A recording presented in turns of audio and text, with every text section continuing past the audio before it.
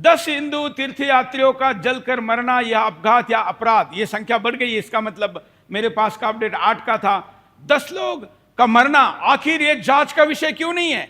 आखिर एक व्यक्ति की भी जांच हो सकती है घटना के बाद, तो 10-10 लोगों की मृत्यु के बाद भी आखिर ये जांच क्यों नहीं? यह हमारा पहला प्रश्न है। दूसरा, यह क्षेत्र हिंदू तीर्थयात्रियों के विरोध के लिए बदनाम है। इस शब्द के लिए ध्यान देना, 2-3 शब्दों पर। हिंदू तीर्थयात्रियों के लिए यह क्षेत्र बदनाम है। यह मेवात है, मेवात, भूलना मत।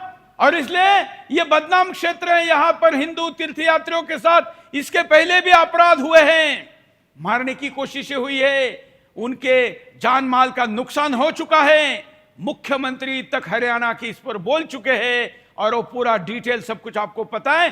तो इस बदनाम क्षेत्र में अगर कोई ऐसी घटना घटी है और खास करके रिपीटेशन ऑफ इंसिडेंट्स है, तो फिर आपको इस क्षेत्र की विषय की जांच क्यों नहीं होनी चाहिए? यह एंगल इसमें क्यों भुला दिया जा रहा है? यह मेरा इसके पीछे का एक महत्वपूर्ण मुद्दा है। तीसरा बिंदास सवाल आपके सामने है। तीर्थयात्रियों से भरी चलती बस में लगी आग का पता ड्राइवर को तक नहीं लगा। मतलब आग लगाने वाले प्रोफेशनल थे क्या? आग अचानक ऐसी जगह कैसे लगी कि ड्राइवर को भी पता नहीं? या स्पेसिफिक जो व्यक्ति बचा सकता है वो ड्राइवर है और ड्राइवर को भी पता न चले, ऐसे तरीके से आग लगाने का कोई ट्रेनिंग स्पेशली दिया गया था क्या?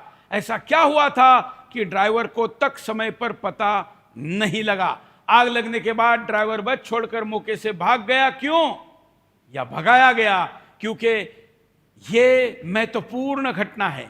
यह तीर्थयात्री मालगाड़ी नहीं है, तीर्थयात्रियों को लेकर चलने वाली बस है। सामान्यतः ऐसे बसों के ड्राइवर कभी भागते नहीं है। या बस का ड्राइवर भी प्लांटेड था, उसका नाम अभी तक सामने क्यों नहीं आ रहा है कि उसका असली नाम क्या है, और वो भगा क्यों या भगाया क्यों, भगाया गया है? 3 प्रश्न। ड्राइवर का नाम क्या है, क्यों सार्वजनिक नहीं किया जा रहा है? दूसरा, वो भाग क्यों गया? और तीसरा, या उसको भगाया गया? ये भी ड्राइवर के इर्द गिर्द के 3 प्रश्न हैं जिसका उत्तर जांच में ही सामने आएगा। आग की लपटों से यात्रियों को निकालने के बजाय लोग वीडियो क्यों बना रहे थे? मीडिया में तो कुछ वहां के मीडिया वालों ने छापा है कि नहीं भाई वहां के मुसलमानों ने जाकर बचाया, लेकिन तीर्थयात्री तो कह रहे हैं कि लोग हमको बचाने के बजाय वीडियो बना रहे थे। तो वीडियो बनाने वाले कौन लोग हैं? आखिर ये मीडिया में किए जाने वाले दावे और वहां के मुस्लिम एमएलए के द्वारा किए जा रहे दावे और यात्रियों के द्वारा किए जा रहे बातों में फर्क है। यह बात भी इसमें ध्यान करने योग्य है। इन लोगों के नंबर सर्विलांस पे लगाकर जांच की जा सकती है कि हुआ क्या है।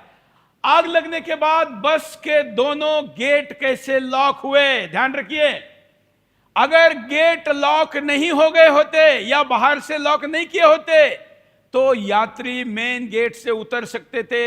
हर बस में इमरजेंसी एग्जिट भी होता है, वो भी नहीं खुला। पंजाब की गाड़ी है भाई, बिहार की या किसी ऐसी राज्य की नहीं है जहां पर मेंटेनेंस नहीं होते। यहां तो मेंटेनेंस भी होते हैं। तो फिर ये यात्री कह रहे कि अगर गेट खुले होते तो हमको शीशे तोड़कर नीचे उतरने की जरूरत नहीं पड़ती। शीशे तोड़कर महिलाओं को उतरने में देरी हो गई और इसलिए लोगों की मृत्यु हो गई।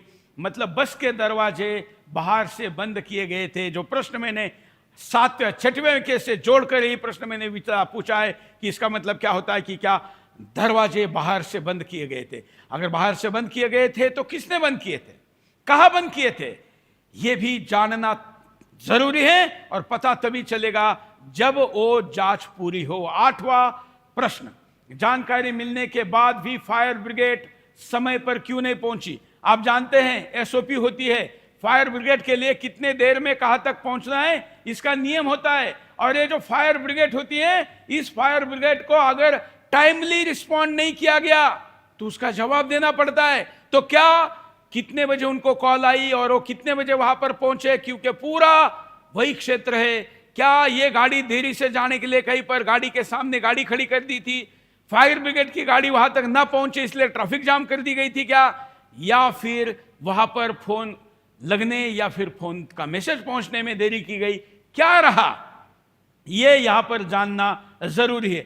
आग इतनी जल्दी फैल कैसी गई? कौन सा पदार्थ किसने जलाया? अगर केवल जो प्लास्टिक या रबड़ होता है केबल का, वो जलने से आग इतनी जल्दी इतने बड़े पैमाने पर फैल नहीं सकती। तो जो फैली है वो आग किस विषय की थी? क्या वो आग रबड़ की थी, प्लास्टिक की थी, डीजल की थी? लेकिन वो तो इतनी जल्दी आ नहीं सकती। इसका मतलब कोई ऐसा पदार्थ गाड़ी में था क्या? गाड़ी के अंदर था, गाड़ी के पीछे था, गाड़ी की डिक्की खोल के डाला गया था, क्योंकि चलती गाड़ी में भी ऐसे पदार्थ डाले जा सकते हैं।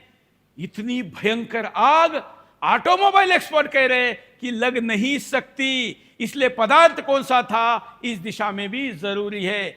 शॉर्ट सर्किट के आड़ में गोधरा कर माहौल बिगाड़ने का प्लान तो नहीं था। चुनाव चल रहे हैं, ऐसा करके माहौल बिगाड़ने का प्लान तो नहीं किया गया था, क्योंकि गोधरा कांड अभी भी आंखों के सामने है। इतने दशकों बाद 2002 का गोधरा कांड हम लोग तो नहीं भूले हैं, भूलेंगे भी कैसे? अयोध्या से कार सेवा करके आने वाले कार सेवकों को जिंदा जला गया था। ये भक्त भी कार सेवक ही है। अपनी धर्म की आध्यात्मिक यात्रा कर आने वाले लोगों का ये जलाने का कांड नहीं तो क्या है? ये महत्वपूर्ण मुद्दा यहां पर आता है।